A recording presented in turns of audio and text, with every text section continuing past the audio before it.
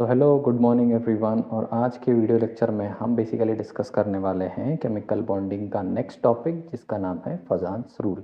फजान्स rule chemical bonding के किस concept के बारे में बात करता है, जी नज़रिए से, मेंस के नज़रिए से, एडवांस के नज़रिए से क्या इंपॉर्टेंस रखता है और क्या रोल प्ले करता है आयनिक कंपाउंड्स के अंदर, ये बात हमको समझना है। तो अगर मैं बेसिकली बताने की कोशिश करूँ कि फजान्स रूल क्या है, तो फजान्स रूल किसी आयनिक कंपाउंड के कोवैलेंट कैरेक्टर की बात करता है। वो ये बताने की कोशिश कर रहा है कि सब तरीके के आयनिक कंपाउंड जो होते हैं वो 100% आयनिक नहीं होते हैं, थोड़े बहुत उनका कैरेक्टर कोवैलेंट भी होता है। ये बात समझने के पहले हमको थोड़ा सा समझना पड़ेगा कि आयनिक और कोवैलेंट के अंदर डिफरेंस क्या है। अगर मैं तुमको समझाने की कोशिश करूँ तो आयनिक कंपाउंड्स के बारे में तो हम लोगों की काफ़ी बात हो चुकी है। अब नेक्स्ट हमको किसके बारे में थोड़ी सी बात करनी पड़ेगी, वो है कोवैलेंट कंपाउंड्स।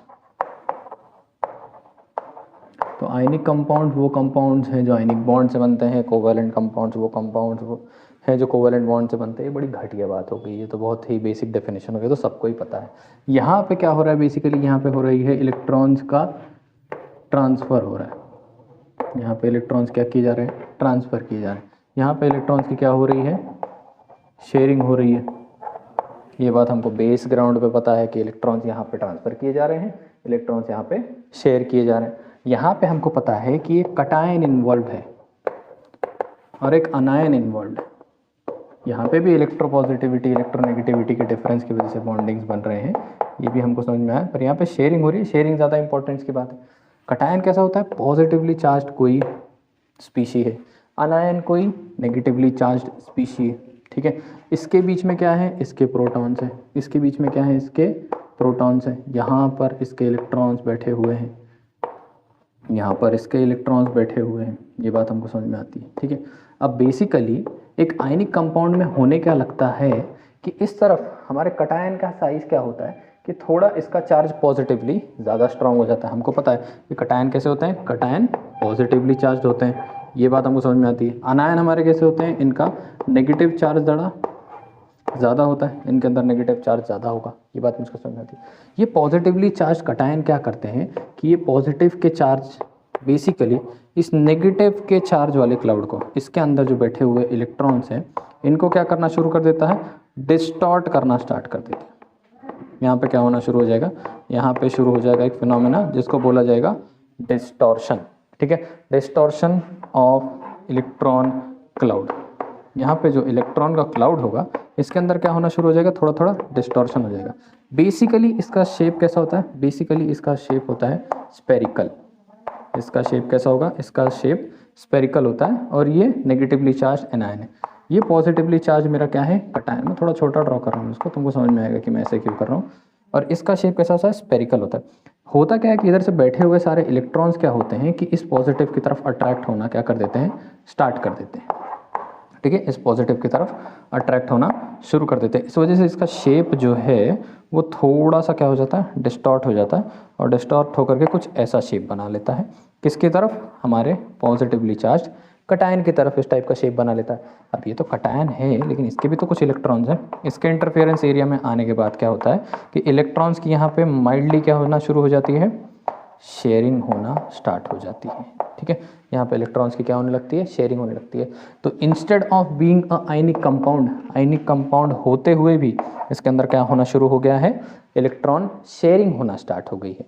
तो बीइंग एन आयनिक कंपाउंड, इसके अंदर क्या आ गया है, थोड़ा बहुत इसके साथ आ गया है कोवैलेंट कैरेक्टर इसके अंदर आ जाता है। और कोवैलेंट कैरेक्टर इसके अंदर आकर के क्या प्रॉब्लम्स क्रिएट करना स्टार्ट कर देता है, ये बात हमको थोड़ी बहुत समझनी पड़ेगी। तो यहाँ पे हमको समझ में आया कि आयनिक कंपाउंड्स के अंदर होने वाले डिस्टॉर्शन और उस डिस्टॉर्शन से आने वाले चेंजेस की वजह से आते हैं कुछ ना कुछ इलेक्ट्रॉन्स इसकी तरफ शेयरिंग में। ये शेयरिंग की वजह से क्या होता है कि इस आयनिक कंपाउंड में कुछ ना कुछ कोवैलेंट कैरेक्टर दिखाई देना स्टार्ट हो जाएगा, कुछ ना कुछ कोवैलेंट कैरेक्टर दिखाई देने लगेगा। इस डिस्टॉर्शन ऑफ द प्लॉट को क्या बोला जाएगा, पोलराइजेशन बोलना शुरू कर देंगे। इसको हम क्या बोलते हैं, पोलराइजेशन बोलना शुरू कर देते हैं। ठीक है, कि यहाँ पे क्या हो रहा है, पोलराइज हो रहा है, एक तरीके से पोल बनने की कोशिश करने लगा है, पोलराइजेशन होने लगा है। ये पोलराइजेशन की क्या होती है ना, हमारा जो कटायन होता है, हमारे जो कटायंस हैं, इनके पास क्या होती है, इनके पास पोलराइजिंग पावर होती है। ये क्या करवा सकते हैं, पोलराइजिंग पावर होती है। और हमारा जो अनायन होता है, इस अनायन के पास क्या होता है, एबिलिटी होती है पोलराइज होने की। ठीक है, अब पोलराइज होने की कैपेसिटी है, पोलराइज कर देगा। बीच में कटायन आएगा, किसी भी अनायन को पोलराइज कर देगा, और जो हमारा कटायन है वो पोलराइज कर देगा और अनायन हमारा पोलराइज हो जाएगा।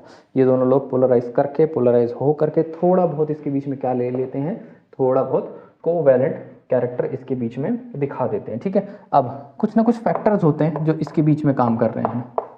ठीक है, वो कैसे फैक्टर्स हैं, तो हम दोनों फैक्टर्स को समझने की कोशिश करेंगे। हम कटायन को समझने की कोशिश करेंगे और हम अनायन को समझने की कोशिश करेंगे। सबसे पहली बात जो हम करने वाले हैं, इनकी साइज़ की। ठीक है, इनके साइज़ की बात करने वाले हैं। तो कटायन की साइज़ की बात करें, और कटायन के आगे मैं बार बार एक शब्द लिखता रहूँगा, वो है पॉजिटिव, और अनायन के सामने मैं लिखता रहूँगा नेगेटिव। ये तुम्हारी बहुत हेल्प करने वाला है।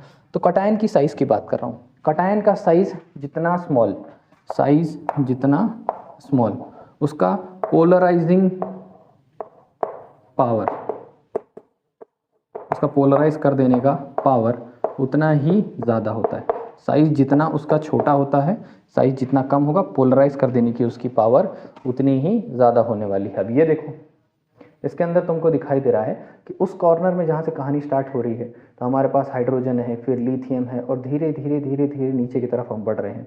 इस तरफ देखोगे तुम्हारे पास बेरिलियम है, मैग्नीशियम है, और नीचे की तरफ तुम लोग मूव कर रहे हो। अब ये सब कैसे हैं, पॉजिटिवली चार्ज्ड हैं। ये सब तुमको कैसे दिखाई दे रहे हैं, पॉजिटिवली चार्ज्ड है। ये सब कटायन बनते हैं क्योंकि ये सब कैसे हैं, मेटल्स हैं। एक नज़रिए से देखोगे तो यहाँ पे तुमको दिखाई दे रहा है कि लिथियम, सोडियम, ये सारे कैसे हैं, रुबिडियम, सब कुछ तुमको यहाँ पे जो दिखाई दे रहा है, ये सब क्या है, पोटेशियम हो गया, ये सब कुछ हमारे मेटल्स हैं। मेटल्स की एबिलिटी होती है डोनेट करने की, ये डोनेट करने वाले हैं। अब इनके अंदर अगर साइज़ को सॉर्ट करने की मैं कोशिश करूँ, तो यहाँ पे मुझको दिखाई देता है शायद ऊपर हाइड्रोजन छोटा है, पर हाइड्रोजन को नहीं कंसिडर कर सकते थोड़ी देर के लिए, क्योंकि ये जानते ही हो कि इसके साथ बड़े ही डायलेमा वाली सिचुएशन में रहता है। नीचे मैं अगर लिथियम को देखता हूँ तो इसका साइज़ है, कुछ तो है। As we go down the group, जैसे ही मैं नीचे की तरफ जा रहा हूँ ग्रुप में, तो क्या हो रहा है, नए नए शेल्स ऐड होते चले जा रहे हैं। एक शेल था, फिर एक शेल था, फिर बड़ा, फिर बड़ा बड़ा बड़ा बड़ा होते जा रहा है। इसका मतलब है कि अगर मैं पीरियोडिक ट्रेंड को याद करने की कोशिश करूँ, तो as we go down the group size increases, मतलब सबसे छोटा साइज किसका है, शायद लिथियम का है। ठीक है, फिर नेक्स्ट में आ जाता हूँ। अगर इधर देखने की कोशिश करो ऊपर, अब ऊपर देखने की कोशिश करोगे तो तुमको एक बात समझ में आएगी कि as we go from left to right size goes on decreasing, ये भी बात मुझको समझ में आती है, पर चार्ज गोज ऑन इंक्रीजिंग। ये दो बातें मुझको समझ में आ गई। तो फर्स्ट चीज़ जो मुझको समझ में आई कि as we go down the group size goes on increasing, तो अगर मैं इस क्राइटेरिया के हिसाब से देखने की कोशिश करूँ, तो पोलराइजिंग पावर किसकी ज़्यादा होगी, लिथियम की ज़्यादा होगी, या नीचे बैठे हुए सोडियम की ज़्यादा होगी, या और नीचे बैठे रुबिडियम की ज़्यादा होगी, पोटेशियम की ज़्यादा होगी। अगर मैं कंपैरिजन समझने की कोशिश करता हूँ, तो मुझको लगता है शायद लिथियम की बहुत ज़्यादा है, फिर सोडियम की उससे कम है, फिर पोटेशियम की उससे भी कम है, और इट इज़ गोइंग ऑन। ये बात मुझको समझ में आ रही है। साइज़ के अकॉर्डिंगली अगर मैं देखने की कोशिश करूँ, तो ये बात मुझको समझ में आती है कि यहाँ पर क्या हो रहा है, लिथियम जो है वो बहुत पोलराइज कर सकता है, सोडियम थोड़ा कम पोलराइज कर सकता है, पोटेशियम थोड़ा कम पोलराइज कर सकता है, क्योंकि smaller the size more the polarising power. First चीज़ इसके ऊपर डिपेंड करती है दैट इज साइड। सेकेंड चीज़ इसके ऊपर डिपेंड करता है दैट इज चार्ज। ठीक है, अब साइज के ऊपर डिपेंड कर रहा था, सेकेंड चीज़ किसके ऊपर डिपेंड कर रहा था, चार्ज के ऊपर डिपेंड कर रहा था। अब अगर मैं तुमको समझाने की कोशिश करूँ अकॉर्डिंग टू चार्ज, तो साइज़ के हिसाब से तो पहली बात हमको समझ में आ गई कि साइज़ के अकॉर्डिंगली वो किस तरीके से काम कर रहा है। सेकेंड चीज़ हमको समझ में आ रही है चार्ज के अकॉर्डिंगली। तो चार्ज के अकॉर्डिंगली तुम लोगों को क्या देखना पड़ेगा, एक पीरियोडिक टेबल में लेफ्ट टू राइट मूव करना पड़ेगा। पीरियोडिक टेबल में लेफ्ट से मूव कर रहे हैं, हम राइट की तरफ मूव कर रहे हैं, क्योंकि as we go from left to right nuclear charge goes on increasing. जब हम लेफ्ट से राइट की तरफ जाते हैं तो न्यूक्लियर चार्ज बढ़ते जाता है। तो अगर मैं इस लाइन को डिनोट करने की कोशिश करता हूँ, अगर मैं ये लाइन तुम्हारी पोर्ट्रे करने की कोशिश करता हूँ चार्ज के अकॉर्डिंगली, अगर हम इसको देखने की कोशिश करते हैं, तो हम क्या करेंगे, हम मूव करने की कोशिश करेंगे लेफ्ट से राइट में। वर्टिकली तो हम लोगों ने समझ लिया है किस अकॉर्डेंस में काम कर रहा है। मैं लेफ्ट से राइट में मूव करने की कोशिश करता हूँ। लेफ्ट से राइट में मूव में करता हूँ, तो मैं क्या कर लेता हूँ, कंसिडर कर लेता हूँ फोर्थ पीरियड को, चौथे वाले पीरियड को मैं कंसिडर कर लेता हूँ। ये तुम लोगों को दिखाई दे रहा है चौथा पीरियड। फोर्थ पीरियड को ध्यान से देखोगे तो तुमको पोटेशियम, फिर कैल्शियम, फिर आगे फेरस दिखाई दे रहा होगा, फिर आगे जाओगे तो ऐसे ये गाड़ी कहाँ तक जा रही है, जिंक तक जा रही है। हमको पता है कि लेफ्ट से राइट सरकते हुए, जब मैं लेफ्ट से राइट की तरफ सरक रहा हूँ, तो हो क्या रहा है, न्यूक्लियर चार्ज बढ़ता जा रहा है। न्यूक्लियर चार्ज क्या होता है? Nuclear charge is nothing but the quantity of protons. Protons अंदर कितने हैं? सीधी भाषा में वो बात होगी, न्यूक्लियस के अंदर चार्ज कितना जाता है, that is nuclear charge. Nuclear charge बढ़ते जा रहा है। तो यहाँ पे शुरुआत में अगर तुम देखते हो तो हमारे पास K है पोटेशियम, पोटेशियम का nuclear charge compared to all the members in this period क्या हो जाने वाला है? कम है। इसका न्यूक्लियर चार्ज कम है, उसका न्यूक्लियर चार्ज कैसा है? बहुत ज़्यादा। लास्ट में जहाँ हम जिंक पे पहुँच गए हैं, जिंक का कैसा है? बहुत ही ज़्यादा है। तो अगर मैं इन सब कटायंस को कंपेयर करने की कोशिश करूँ तो ये सारे कटायन मुझको क्या बता रहे हैं कि पोटेशियम का कम है, फिर बढ़ते जा रहा, बढ़ते जा रहा, बढ़ते फिर फेरस तक बढ़ रहा है, वहाँ पे कैल्शियम पे बढ़ा, फिर फेरस पे बढ़ा, फिर फेरस से बढ़ते लास्ट में आया और यहाँ पे जिंक पे क्या हो गया? मैक्सिमम हो गया। अब मैं जिंक पे रुक क्यों गया हूँ? क्योंकि हम बी ब्लॉक में एंटर करेंगे। बी ब्लॉक में एंटर करने के बाद फिर कटायन नहीं मिलेंगे हमको, क्या मिलना शुरू हो जाएंगे? वहाँ पे अनायंस मिलना स्टार्ट हो जाएंगे, क्योंकि वहाँ पे सब कैसे होते हैं? नॉन मेटल्स होते हैं। तो यहाँ तक की सीरीज मुझको ये बता रही है। तो कंपैरिजन में मुझको समझ में आया कि अगर मैं वर्टिकली देखने की कोशिश करता हूँ तो ऊपर वाले का साइज सबसे छोटा, फिर जैसे जैसे मैं नीचे जा रहा हूँ साइज क्या होते जा रहा है? बढ़ते चले जा रहा है। फिर मैंने हॉरिजॉन्टली देखने की कोशिश की तो मुझको समझ में आया कि हॉरिजॉन्टल के एकदम एक्सट्रीम लेफ्ट में जो मेंबर्स हैं, जो कटायंस बनेंगे, जो एलिमेंट्स हैं, जो कटायन बनेंगे, कटायन तो डोनेट करने के बाद बनेगा ना, तो डोनेट करने के बाद जो बनेगा उसकी तरफ जो फर्स्ट वाला है इसका न्यूक्लियर चार्ज क्या है? बहुत कम। फिर न्यूक्लियर चार्ज बढ़ते जा रहा है। तो अकॉर्डिंगली अगर मैं देखने की कोशिश करूँ तो polarising power according to the vertical सबसे ऊपर जो है उसकी सबसे ज़्यादा है, ठीक है, और अकॉर्डिंग टू द हॉरिजॉन्टल सबसे इस तरफ जो है उसकी सबसे ज़्यादा होने वाली है। तो डिपेंडिंग अपॉन द दो फैक्टर्स के ऊपर डिपेंड करते हुए हमको ये बात समझ में आ रही है कि इस तरफ से इस तरफ अगर मैं जा रहा हूँ तो पोलराइजिंग एबिलिटी बढ़ती जा रही है, पोलराइज करने की शक्ति बढ़ रही है, और ऊपर से नीचे में आ रहा हूँ तो पोलराइज करने की एबिलिटी क्या होती जा रही है? धीरे धीरे कम होते जा रही है। इससे मुझको एक बात समझ में आती है, वहाँ पर से मेरे पास इलेक्ट्रॉन एक तरीके से इलेक्ट्रोनेगेटिव पॉजिटिव की बात नहीं करूँगा, थोड़ी देर के लिए इस सीरीज में पीरियोडिक टेबल के उस हिस्से में मुझको समझ में आ रहा था कि जो मेंबर्स बैठे हुए हैं वो कटायंस थे, और कटायंस की लिमिट जो है वो होते यहाँ तक आ जाती है, यहाँ पर आती है, और यहाँ पे मुझको कुछ मेंबर्स दिखाई दे रहे हैं। यहाँ पे मुझको कॉपर दिखता है, जिंक दिखता है, गोल्ड, सिल्वर, कैडमियम, ये सारी चीज़ें मुझको यहाँ पे दिखाई देने लगी। अगर मैं बोलता हूँ कि इस तरफ पोलराइजिंग एबिलिटी कम थी, इस तरफ पोलराइजिंग एबिलिटी बढ़ रही थी, तो ये लास्ट मेटल्स हैं, इनके आगे तो सारे के सारे नॉन मेटल हैं। ये जो मेटल यहाँ पे दिख रहे हैं तुम लोगों को, ये 6 मेटल जो तुमको यहाँ पे दिखाई दे रहे हैं, ये 6 तो हमारे लास्ट मेटल्स हैं। इनके आगे फिर कौन है? फिर नॉन मेटल्स है। इसका मतलब इस लाइन में मैं जो हॉरिजॉन्टल लाइन जो है, यहाँ पे मुझको एक बात समझ में आती है कि इस तरफ जो लेफ्ट में मेरे पास थे इनकी पोलराइजिंग एबिलिटी कम थी कंपैरेटिवली, और इस तरफ आते आते पोलराइजिंग एबिलिटी बढ़ चुकी है। तो ये 6 मेटल्स की पोलराइजिंग एबिलिटी क्या हो गई है? मैक्सिमम हो गई है, ठीक है। तो इसको 2 कॉन्सेप्ट्स के साथ पढ़ा जा सकता है। फर्स्ट कॉन्सेप्ट तो तुम इस नज़रिए से देख सकते हो कि ट्रेंड के अकॉर्डिंगली अगर मैं आऊँ तो इन 6 की क्या हो गई है? पोलराइजिंग एबिलिटी ज़्यादा हो चुकी है। लेकिन अगर मैं ट्रेंड के नज़रिए से ना भी देखने की कोशिश करूँ तो थर्ड कंडीशन को हम क्या बोलते हैं? स्यूडो नोबल गैस कॉन्फ़िगरेशन, ठीक है, सूडो नोबल गैस कॉन्फ़िगरेशन बोलते हैं। अब सूडो नोबल गैस कॉन्फ़िगरेशन का बेसिक मतलब क्या होने वाला है? हमारे पास कॉपर है, हमारे पास जिंक है, ठीक है। मैं इसको यहाँ दिखाने की कोशिश करता हूँ। हमारे पास कॉपर है, हमारे पास जिंक है। फिर हम क्या जानते हैं? हम सूडो नोबल गैस कॉन्फ़िगरेशन के बारे में जानते हैं कि ये NH2 NP6 ND10 की कंडीशन जहाँ जहाँ बन रही है, ये किसका कॉन्फ़िगरेशन है? ये नोबल गैसेस का कॉन्फ़िगरेशन है जनरली। मतलब इनके ऑर्बिट्स जो होते हैं थोड़े से फिल्ड होते हैं। अगर मैं कॉपर को पकड़ना हो तो कॉपर को अगर मैं देखने की कोशिश करूँ Cu, तो Cu के साथ क्या है कि इसका पूरा इलेक्ट्रॉनिक कॉन्फ़िगरेशन लिखोगे तो लास्ट में तुम आ जाने वाले 4 पे, मतलब इसके D ब्लॉक में अगर तुम पहुँचोगे तो इसके D ब्लॉक में तुमको कितना मिलने वाला है? 10। फिर D के बाद फिर से S मिलेगा, उसके अंदर तुमको कितना मिल जाता है? 1। अगर ये एक इलेक्ट्रॉन दे दे तो यहाँ पर क्या हो जाएगा? Cu प्लस, और इसकी लास्ट ऑर्बिटल जो है D में कितनी हो जाएगी? 10। किसके जैसा कॉन्फ़िगरेशन ये बना लेने वाला है? एक सूडो नोबल गैस जैसा कॉन्फ़िगरेशन बना लेगा, ठीक है, एक नोबल गैस जैसा कॉन्फ़िगरेशन बना लेगा। उसी तरीके से कॉपर भी वही कॉन्फ़िगरेशन बनाता है। सेम नीचे आ जाओगे तो सिल्वर और गोल्ड भी एक इलेक्ट्रॉन अगर डोनेट कर देते हैं तो उनका इलेक्ट्रॉनिक कॉन्फ़िगरेशन में लास्ट में जो 4s1 बैठा हुआ है वो S क्या कर जाएगा? S वाला इलेक्ट्रॉन रिमूव हो जाएगा। अगर वो 4s1 वाला इलेक्ट्रॉन रिमूव हो जाता है तो उनकी कॉन्फ़िगरेशन बन जाती है एक नया कॉन्फ़िगरेशन जो D ऑर्बिटल पे 10 जो फुल्ली फिल्ड ऑर्बिटल हो जाएगी। ये ऑर्बिटल जो फुल हो चुकी for copper, for silver, for gold, ये क्या कर रही है कि ये किसकी तरह बिहेव कर रही है, नोबल गैसेस की तरह बिहेव करना स्टार्ट हो जाती है। और हमको पता होना चाहिए कि नोबल गैस जो कॉन्फ़िगरेशन है इसका पोलराइजिंग पावर जो है वो बहुत ज़्यादा होता है। अगर इस नज़रिए से देखो तो भी बहुत ज़्यादा होता है, और अगर ट्रेंड के नज़रिए से देखने की कोशिश करो कि इस तरफ न्यूक्लियर चार्ज कम, इस तरफ जाते आते न्यूक्लियर चार्ज ज़्यादा, चार्ज बढ़ गया तो पोलराइज करने की कैपेसिटी बढ़ गई। इसके लिए ये जो 6 मेंबर तुमको दिखाई दे रहे हैं, इन 6 मेंबर्स की पोलराइज करने की पावर बहुत ज़्यादा होती है। ठीक है, ये 6 मेंबर्स के तुम लोगों को नाम याद रखने हैं। यहाँ पे हमको क्या क्या मिलेगा, यहाँ पे हमको कॉपर मिलता है, हमको सिल्वर मिलता है, हमको गोल्ड मिलता है, जिंक मिलता है, हमको कैडमियम मिलता है और हमको मर्क्यूरी मिलता है। अब इन तीनों के अंदर भी कंपैरिजन होगा ना कुछ।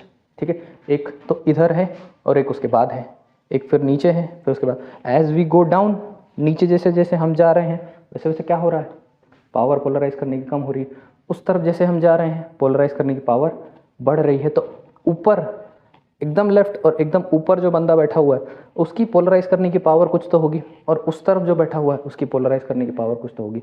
तो अगर मैं तुमसे पूछ लूँ कि ऊपर बैठे हुए कॉपर, फिर उसके नीचे बैठा है गोल्ड, सिल्वर, इन सब के बीच में अगर मुझको कम, सिल्वर और गोल्ड, इन सब के बीच में मुझको अगर कंपैरिजन करना पड़ जाए तो इनके साइज़ के हिसाब से ध्यान दो। पहली बात तो इन तीनों के ऊपर चार्ज कितना है, सेम है, फर्स्ट वाला। ठीक है, कॉपर, गोल्ड, सिल्वर, तीनों के बीच में अगर तुम देखते हो चार्ज तो तीनों में सेम है, पर छोटा कौन है कंपैरेटिवली, कॉपर छोटा है। तो कॉपर का पोलराइजिंग पावर क्या हो जाएगा, थोड़ा सा ज़्यादा हो जाएगा। पर यही कॉपर को अगर मैं जिंक से कंपेयर करता हूँ तो उस तरफ जा रहा हूँ तो न्यूक्लियर चार्ज क्या हो रहा है, बढ़ रहा है। ठीक है, थोड़ा सा न्यूक्लियर चार्ज बढ़ जा रहा है। साइज़ में मेजर डिफरेंस नहीं आता, साइज़ की वजह से इफेक्ट होता है पर साइज़ बहुत ज़्यादा बढ़ता कम नहीं होता इस केस में ना, तो इतना कंपैरेटिव कुछ स्टेटमेंट नहीं मिलेगा हमको से। पर चार्ज क्या हो रहा है, बढ़ रहा है। मुझको समझ में आया कि जिंक का चार्ज थोड़ा सा ज़्यादा हो गया। तो इन दोनों में कंपैरिजन किसका ज़्यादा है, compare to copper and compare to zinc, किसका कंपैरिजन कौन ज़्यादा स्ट्रांग हो जाएगा, जिंक ज़्यादा स्ट्रांग हो जाएगा। नीचे चले जाओगे तो तुमको ये चीज़ देखने को मिलेगी कि नीचे के दोनों मेंबर्स में कौन स्ट्रांग होने वाले हैं, उस तरफ वाला स्ट्रांग होगा, इस तरफ वाला वीक होगा। तो ये एक तरीका है फजांस रूल को समझने का, जिसके अंदर हम कटायन के नेचर को समझ सकते हैं। कटायन के नेचर को समझने के लिए हमको हेल्प मिलेगी on the basis of their size, on the basis of their charge and on new pseudo noble gas configuration. इसको याद रख पाओ तो as pseudo noble gas configuration रख पाओगे याद तो भी चलेगा।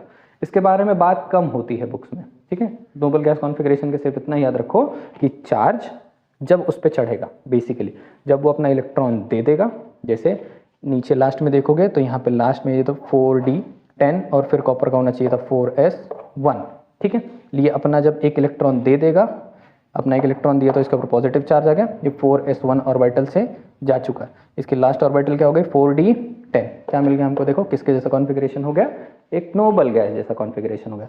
सेम कंडीशन कॉपर के साथ भी हो जाती है, सेम कंडीशन गोल्ड और सिल्वर के साथ भी हो जाती है। फिर आगे बढ़ते ही जिंक के साथ हो जाती है, कैडमियम के साथ हो जाती है, नीचे मर्क्यूरी के साथ हो जाती है। तो ये 6 मेंबर इस तरीके से बिहेव करते हैं। और ट्रेंड को समझो, मॉडर्न पीरियोडिक टेबल जब काम कर रहा था तो उसका ट्रेंड कैसे काम कर रहा था, उस ट्रेंड को समझोगे तो ऑटोमेटिकली तुमको समझ में आ जाएगा कि किसका चार्ज ज़्यादा होता है, किसका चार्ज कम होता है, किसकी साइज ज़्यादा है, किसकी साइज कम है। तो उसके अकॉर्डिंगली किसका पोलराइजिंग पावर ज़्यादा है, किसका पोलराइजिंग पावर कम है। ऐसे मेंबर्स जो हैं वो क्या करते हैं कि बहुत टाइप के कोवैलेंट बॉन्ड बनाते, आयनिक बॉन्ड्स बनाते हैं, और वो आयनिक बॉन्ड एक दूसरे से कंपैरेटिव होते हैं। ठीक है, अब कंपेयर कैसे किए जा सकते हैं वो बात को समझने की कोशिश करें। अब यहाँ पे मेरे पास कौन कौन है, यहाँ पे मेरे पास थोड़ी देर के लिए लिथियम है, यहाँ पे मेरे पास सोडियम है, यहाँ पे मेरे पास पोटेशियम है, रुबिडियम है, यहाँ पे मेरे पास बेरिलियम है, मर्क्यूरी है। ठीक है, ये बात है मेरे पास। ये तो सब बैठे थे एक्सट्रीम में, उस तरफ बैठे हुए। इस तरफ मैं एक अनायन ले लेता हूँ सिर्फ। ठीक है, मैं सारी बातें अभी कटायन पे कर रहा हूँ, इसके लिए मैं सिर्फ एक अनायन की बात करने वाला हूँ। मेरा लिथियम मेरे इसके क्लोरीन के साथ कुछ तो बॉन्ड बनाएगा, सोडियम क्लोराइड बनेगा, पोटेशियम क्लोराइड बना सकता है, रुबिडियम बना सकता है, बेरिलियम बना सकता है, मैग्नीशियम बना सकता है। ये सब लोग एक एक एक एक आयनिक बॉन्ड बना सकते हैं इसके साथ। करेक्ट है, ठीक है। अब आयनिक बॉन्ड बना लिया तो इसका मतलब है कि 100% आयनिक तो नहीं है, ये बात हमको समझ में आ गई कि 100% आयनिक तो नहीं है। तो मैं अगर तुमसे पूछ लूँ कि LiCl है या फिर NaCl है और उसके बाद KCl है और उसके बाद RbCl है, तो इन सब के अंदर से कौन ज़्यादा कोवेलेंट है, ठीक है, किसका कोवेलेंट कैरेक्टर ज़्यादा है। तो ऑब्वियस है, पहले तो मैं ये देखने की कोशिश करूँगा 3 हिसाब से। पहले मैं साइज़ के हिसाब से कंपेयर करूँगा, फिर मैं चार्ज के हिसाब से कंपेयर करूँगा, फिर मैं स्यूडो नोबल गैस कॉन्फ़िगरेशन के हिसाब से कंपेयर करने की कोशिश करूँगा। ठीक है, अब यहाँ पे मुझको समझ में आता है स्यूडो नोबल गैस कॉन्फ़िगरेशन तो लग ही नहीं रहा, सुडो नोबल गैस तो वहाँ जाएंगे तो मिलेगा, अभी तो हम इनकी बात कर रहे हैं थोड़ी देर के लिए। तो साइज़ को देखने की कोशिश करो, इसका साइज़ छोटा है, इसका साइज़ थोड़ा सा बड़ा है, इसका साइज़ और थोड़ा बड़ा है, इसका साइज़ और थोड़ा बड़ा है, फिर इसका साइज़ इसके साइज़ में थोड़ा सा ये इससे क्या हो जाता है, छोटा हो जाता है, हार्डली मैटर्स, ये थोड़ा इससे क्या हो जाता है, छोटा हो जाता है, ठीक है। पर इसके ऊपर न्यूक्लियर चार्ज 2+ का, इसके ऊपर न्यूक्लियर चार्ज 2+ का, इसके ऊपर 1+ का चार्ज, इसके ऊपर 1+ का चार्ज, इसके ऊपर 1+ का चार्ज, इसके ऊपर 1+ का चार्ज, ठीक है। हमने साइज़ के हिसाब से समझा, हमने चार्ज के हिसाब से समझा। अब अगर मैं बोलता हूँ कि बताओ इन चारों में कोवेलेंट कैरेक्टर किसका ज़्यादा है, तुम बोलोगे कि इसका साइज सबसे छोटा, इस सबका चार्ज देखो कांस्टेंट है, तो चार्ज के हिसाब से कंपैरिजन नहीं हो सकता। कंपैरिजन किसके हिसाब से करना पड़ेगा, साइज के हिसाब से करना पड़ेगा। तो साइज को देखो, छोटा है, बड़ा है, बड़ा है और बड़ा है, तो साइज शुड बी स्मॉल। सबसे छोटा कौन है, लिथियम, तो ये बड़ा होगा, ठीक है। फिर उसके बाद ये हो जाएगा और फिर उसके बाद ये हो जाएगा। ये क्या अकॉर्डिंग था, this was according to the covalent character. मैंने तुमसे पूछा कोवेलेंट कैरेक्टर किसका ज़्यादा है, कोवेलेंट कैरेक्टर इसका ज़्यादा है, ठीक है। उल्टा भी मैं तुमसे पूछ लूँगा, मैं तुमसे पूछूंगा आयनिक कैरेक्टर किसका ज़्यादा है, तो आयनिक कैरेक्टर किसका ज़्यादा है, रुबिडियम क्लोराइड का ज़्यादा है। कौन ज़्यादा आयनिक है, रुबिडियम क्लोराइड ज़्यादा आयनिक है। कौन ज़्यादा कोवेलेंट है, लिथियम क्लोराइड ज़्यादा कोवेलेंट है, ठीक है। समझ में। अब तुमको लगे हाथ, एक चीज़ और बता देता हूँ कि पीछे से हमने अनायंस के हिसाब से कंपैरिजन करना है, ठीक है। तो अनायन के हिसाब से ही बात करेंगे। चलो अभी वो वाली बात थोड़े 2 मिनट बात करने की कोशिश करें। अब मैं क्या करता हूँ, फिर से मैं तुमसे बेरिलियम पूछता हूँ, मैं तुमसे मैग्नीशियम पूछता हूँ, मैं तुमसे कैल्शियम पूछ लेता हूँ, यहाँ पे कैल्शियम भी है, ठीक है। समझ के चलो अभी थोड़ी देर के लिए, मैं कोई लीनियर में नहीं बना रहा। तो यहाँ पे फिर से देखें, इसका चार्ज फिर इसका चार्ज, नीचे बैठे हुए कैल्शियम पे भी सेम चार्ज, पर साइज को देखने की कोशिश करो, इसका साइज छोटा, फिर इसका साइज बड़ा और फिर इसका साइज और बड़ा। तो इसका कोवेलेंट अगर मैं BeCl होगा MgCl 2 होने वाला है, ठीक है। तो यहाँ पे क्या हो जाने वाला है, BeCl2 का कोवेलेंट कैरेक्टर ज़्यादा बड़ा, MgCl2 का कंपैरेटिवली थोड़ा छोटा और CaCl2 का सबसे कम। ये सबसे ज़्यादा आयनिक, ये कंपैरेटिवली कम आयनिक और ये लीस्ट आयनिक हो गया।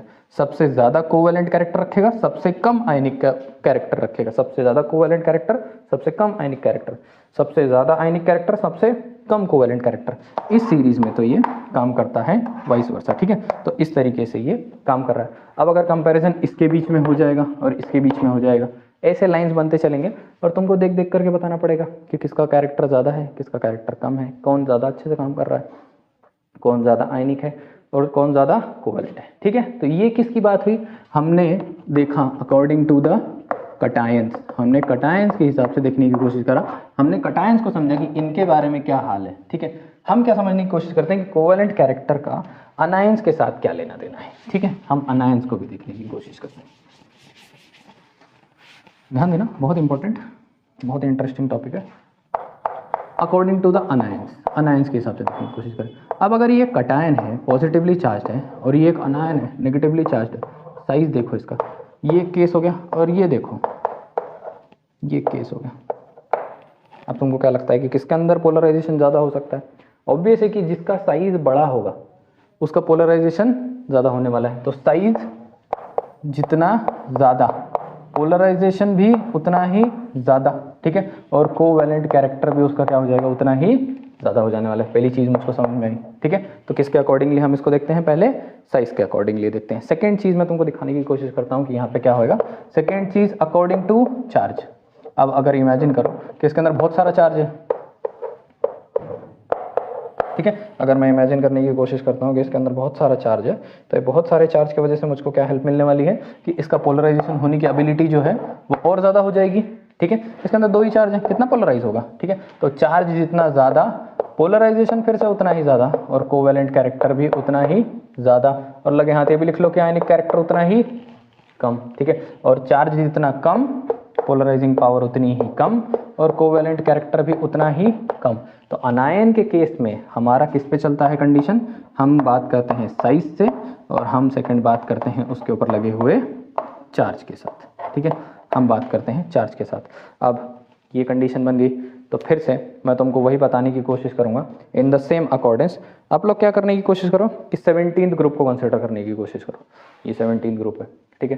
फ्लोरीन है, क्लोरीन है, ब्रोमीन है, आयोडीन है, ये चीज़ दिखाई दे रही है। ये सब क्या बनने वाले हैं, ये सब अनायन बनने वाले हैं। As we go down the group, size goes on increasing due to addition of newer shells, नए नए शेल बढ़ते जाते हैं। मॉडर्न पीरियोडिक टेबल आप लोगों को थोड़ा बहुत समझना पड़ेगा इसके लिए, ठीक है। जैसे ही हम नीचे बढ़ते हैं तो साइज क्या होते जाती है, बड़ी होती जाती है। तो अगर मैं तुमसे पूछूं कि ऊपर बैठा हुआ फ्लोरीन या नीचे बैठे हुए आयोडीन ब्रोमीन, इन दोनों में से किसकी कैपेसिटी ज़्यादा होगी पोलराइज हो जाने की, तो किसका आंसर करेक्ट क्या होगा? करेक्ट आंसर हमको नीचे मिलने वाला है। कौन है वो? नीचे ब्रोमीन, आयोडीन, वो सब क्या होंगे? ज़्यादा होंगे। ऊपर फ्लोरीन, क्लोरीन कंपैरेटिवली क्या होने वाले हैं? कम होने वाले हैं। इसी तरीके से हमको समझ में आता है कि हमारे पास क्या है, हमारे पास फ्लोरीन है, हमको समझ में आता है हमारे पास क्लोरीन है, हमारे पास ब्रोमीन है, हमारे पास आयोडीन है, ये चीज़ें हमको समझ में आती है।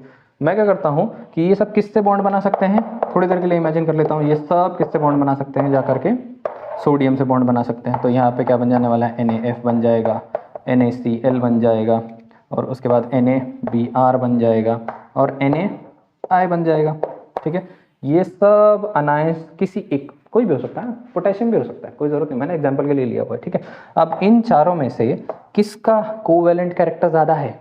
कोवेलेंट कैरेक्टर किसका ज़्यादा है? तो क्या हो गया कि सबसे पहले अनायन को देखोगे, अनायन तो सब सेम है, अनायन तो सब सेम है, कुछ फर्क पड़ नहीं रहा, अनायन तो सब सेम है। जब अनायन सब सेम है तो उसके अकॉर्डिंगली तुमको समझ में आना चाहिए कि आप किसके दम पे कंपैरिजन चलेंगे। यहाँ पे क्या हो रहा था? यहाँ पे कटायन सब सेम था, सॉरी यहाँ पे कटायन सब अलग अलग थे, यहाँ पे अनायन सब कैसे हैं? अलग अलग हैं। ठीक है, यहाँ पे कटायन कैसा है? सेम है, Na यहाँ पे अनायंस हमको ध्यान से दिख रहे हैं कि Cl है, Cl है, Cl है और Cl है। यहाँ पे देखोगे तो Na को तो देख के कुछ कंपेयर कर नहीं सकते, किसके दम पे कंपैरिजन होने वाला है? F, Cl, Br और I, ये सब क्या है? बेसिकली मेरे अनायंस है। अनायन का हम क्या देखते हैं? साइज देखते हैं और चार्ज देखते हैं। साइज जितना ज़्यादा कोवेलेंट कैरेक्टर उतना ही ज़्यादा, चार्ज जितना ज़्यादा कोवेलेंट कैरेक्टर उतना ही ज़्यादा। इन सब का चार्ज तो भाई सेम है, एक ही group, same valency, same charge, समझते हो? ठीक है, तो इस वजह से चार्ज को देखा नहीं जा सकता। किसको देखेंगे हम? साइज को देखेंगे। As we go down size goes on increasing. सबसे बड़ा साइज किसका है? I का है। तो NaI जो है इसके अंदर सबसे ज़्यादा कोवेलेंट है। उसके पीछे कौन है? उसके पीछे हमारे पास NaBr होगा। उसके पीछे कौन है? उसके पीछे हमारे पास NaCl होगा।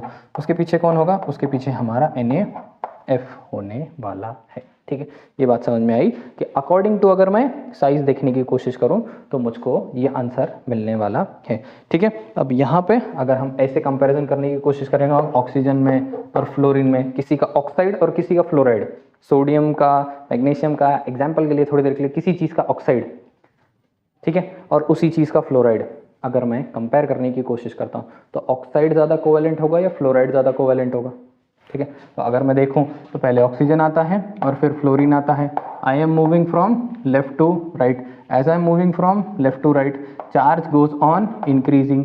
फ्लोरीन पे कंपैरेटिवली ज़्यादा चार्ज है, ऑक्सीजन पे कंपैरेटिवली कम चार्ज है। जितना ज़्यादा चार्ज होगा उतना ही ज़्यादा कोवेलेंट होने वाला है। तो सोडियम ऑक्साइड, सोडियम फ्लोराइड को अगर मैं कंपेयर करने की कोशिश करूँ तो क्या मिलेगा मुझको ज़्यादा कोवेलेंट? सोडियम फ्लोराइड ज़्यादा कॉमन कोवेलेंट मिलेगा। और कौन ज़्यादा आयनिक मिलेगा?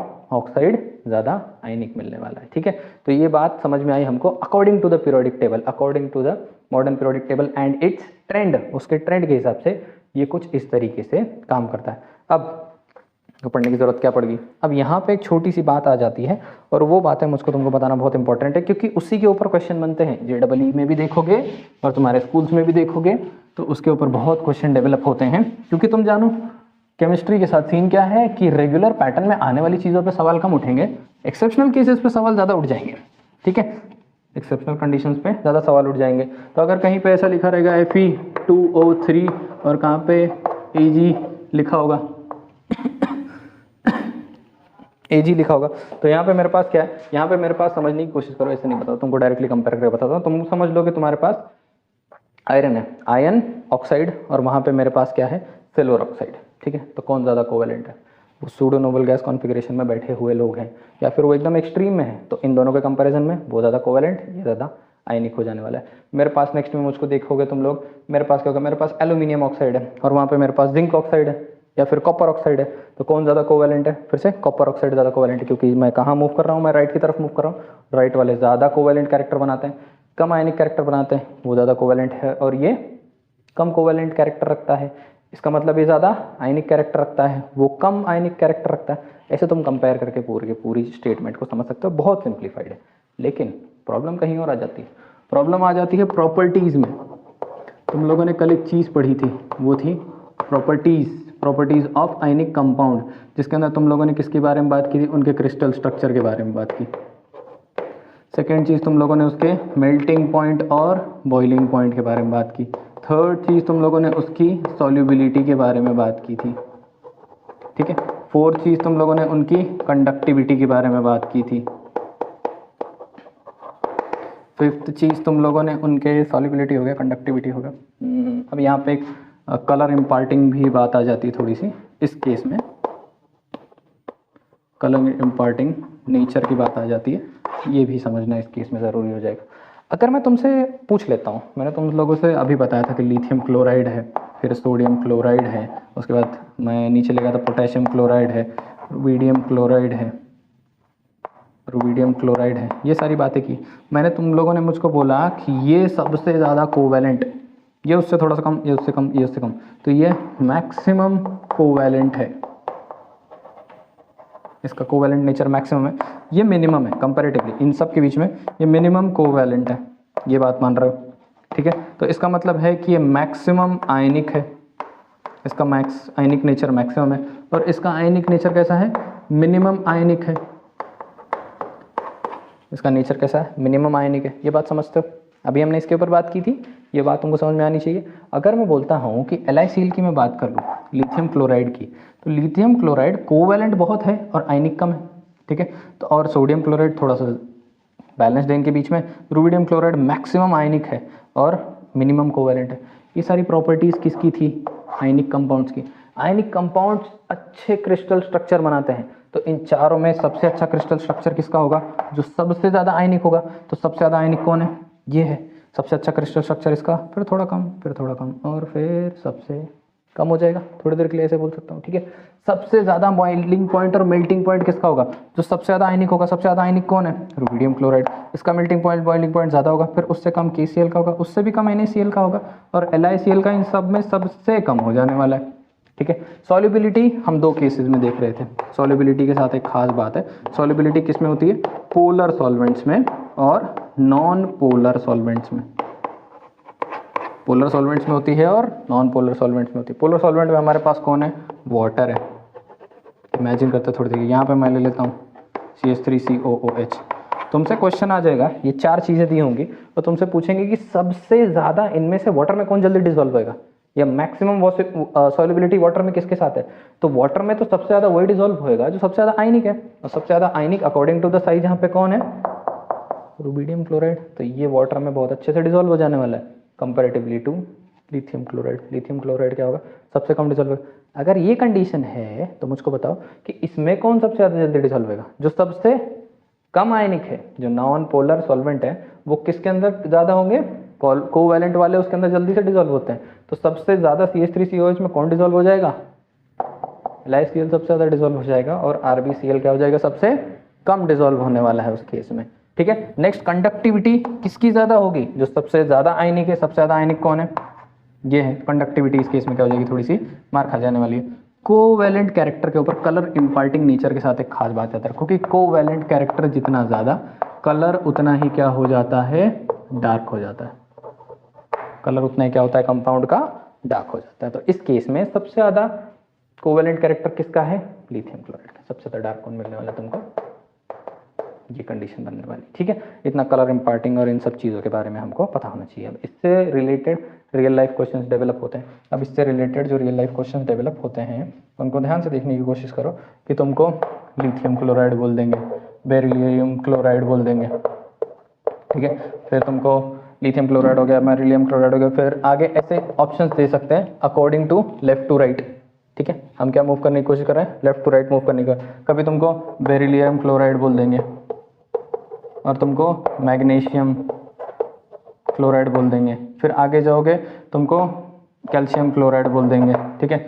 CaCl2 है, ठीक है, थोड़ी देर समझ लो, BeCl2 है, CaCl2 है, मैग्नीशियम क्लोराइड बोल देने वाले हैं। तुमको क्या करना है, तुमको देखना है लेफ्ट में है किस तरफ मूव कर रहा है, राइट में मूव कर रहा है। कोवैलेंट कैरेक्टर बढ़ते जा रहा है, इस तरफ जो आएगा उसका कोवैलेंट कैरेक्टर क्या रहेगा, मैक्सिमम रहेगा। कोवैलेंट कैरेक्टर सबसे ज़्यादा है, कलर उसका डार्क है, ठीक है। वाटर में सबसे कम डिसॉल्व होगा, कंडक्टिविटी कम होगी, मेल्टिंग पॉइंट बॉइलिंग पॉइंट कम होगा, क्रिस्टल स्ट्रक्चर थोड़ा सा कंपैरेटिवली कम होने वाला है। बेरिलियम क्लोराइड के साथ क्या होगा, आयनिक कैरेक्टर ज़्यादा है, तो वाटर में ज़्यादा डिसॉल्व होगा, कलर कंपैरेटिवली लाइट होगा, कंडक्टिविटी ज़्यादा होगी, सॉल्युबिलिटी वाटर में होगी, melting point boiling point high होने वाला है, क्रिस्टल स्ट्रक्चर ज़्यादा मजबूत होगा। ऊपर से नीचे की तरफ मूव कर रहा हूँ, कोवैलेंट कैरेक्टर क्या होते जा रहा है, कमज़ोर होते जा रहा है, कोवैलेंट कैरेक्टर कम हो रहा है। तो ऊपर जो है वो ज़्यादा आयनिक है, नीचे जो है वो ज़्यादा कोवैलेंट है। ये बात मुझको समझ में आ रही है, ठीक है। तो जो ऊपर है वो आयनिक है, जो नीचे है वो कोवैलेंट है। ऊपर वाला वाटर में ज़्यादा डिजॉल्व होएगा, कलर लाइट रखेगा, कंडक्टिविटी ज़्यादा होगी, मेल्टिंग पॉइंट बॉइलिंग पॉइंट ज़्यादा होगा, क्रिस्टल स्ट्रक्चर मजबूत होगा। नीचे जो सबसे आएगा कैल्शियम क्लोराइड थोड़ी देर के लिए, तो कैल्शियम क्लोराइड कैसे होगा, कंपेयर टू बेरिलियम, इसके अंदर ज़्यादा डिजॉल्व होएगा। कंपैरिजन में हाँ डिजॉल्व नहीं होने वाला वैसे तो इतना खास, लेकिन कंपैरेटिवली इन दोनों को अगर डालूंगा तो ये थोड़ा ज़्यादा डिजॉल्व होने की कोशिश करेगा। कंडक्टिविटी कम होगी, सॉल्युबिलिटी नॉन पोलर के अंदर, मेल्टिंग पॉइंट बॉइलिंग पॉइंट इसका कम होगा कंपेयर टू दिस। तो 4 ऑप्शन तुमको देंगे, पूछेंगे बताओ मेल्टिंग पॉइंट किसका ज़्यादा, बोलेंगे बताओ बॉइलिंग पॉइंट किसका ज़्यादा, वाटर में सॉल्युबिलिटी किसकी ज़्यादा, ऑर्गेनिक सॉल्वेंट में सॉल्युबिलिटी किसकी ज़्यादा, नॉन ऑर्गेनिक सॉल्वेंट में सॉल्युबिलिटी किसकी ज़्यादा, कंडक्टिविटी किसकी ज़्यादा, क्रिस्टल स्ट्रक्चर किसका ज़्यादा, डार्कर कलर किसका है इन सब में से, ठीक है। ऐसे क्वेश्चन तुमको बताएंगे। ये सारे क्वेश्चन किसके ऊपर डिपेंड करते हैं, ये सारे क्वेश्चन डिपेंड करते हैं तुम्हारे कोवैलेंट कैरेक्टर के ऊपर। और कोवैलेंट कैरेक्टर किसके ऊपर डिपेंड करता है, अनायन के अंदर 3 चीज़ों पे, कटायन के अंदर 2 चीज़ों पे। साइज सेकेंड चीज़ डिपेंड करता है उसके चार्ज पे, थर्ड चीज़ pseudo noble gas configuration. Pseudo noble gas configuration के नज़रिए से भी और चार्ज के नज़रिए से, दोनों नज़रिए से हम gold, silver, zinc, copper, cadmium, mercury को देख सकते हैं, अगर उस नज़रिए से ध्यान रख पाओ तो, ठीक है। 3 चीज़ों पर डिपेंड करेगा, साइज पे डिपेंड करेगा, नेक्स्ट चीज़ किसके ऊपर डिपेंड करने वाला है, सूडो नोबल गैस कॉन्फ़िगरेशन पे, चार्ज के ऊपर डिपेंड करने वाला है, ठीक है। यहाँ पे किस पे डिपेंड करेगा, साइज पे डिपेंड करेगा और चार्ज पे डिपेंड करने वाला है। कटायन के केस में साइज सबसे छोटा होना चाहिए, सूडो नोबल गैस कॉन्फ़िगरेशन है, कोवैलेंट कैरेक्टर आसमान लेवल होगा, चार्ज जितना ज़्यादा है कोवैलेंट कैरेक्टर उतना ही ज़्यादा होने वाला है। इस केस में साइज जितना बड़ा उतना डिस्टॉर्ट होगा, उतना पोलराइज हो जाएगा। इसका मतलब है कि साइज जितना ज़्यादा उतना ही डिस्टॉर्शन ज़्यादा पॉसिबल, चार्ज जितना ज़्यादा डिस्टॉर्शन उतना ही ज़्यादा पॉसिबल। अगर तुम पूरे मॉडर्न पीरियोडिक टेबल में ये समझ सकते हो कि साइज किस तरीके से वेरी कर रहा है, चार्ज किस तरीके से वेरी कर रहा है, up down left to right, और उनके हिसाब से तुम प्लॉट कर सकते हो कि जो कुछ भी इसने बनाया, sodium chloride, lithium chloride, magnesium chloride, इन तीनों के बीच में कंपैरिजन देखोगे, देखो डिफरेंस साइज का, फिर देखो डिफरेंस चार्ज का। साइज में कुछ खास डिफरेंस नहीं आ जाएगा, लिथियम से मैग्नीशियम से रखने में कुछ खास डिफरेंस नहीं आया साइज का, लेकिन चार्ज में डिफरेंस आ गया तो चार्ज बढ़ गया, न्यूक्लियर चार्ज बढ़ गया ऑफ द कटायन।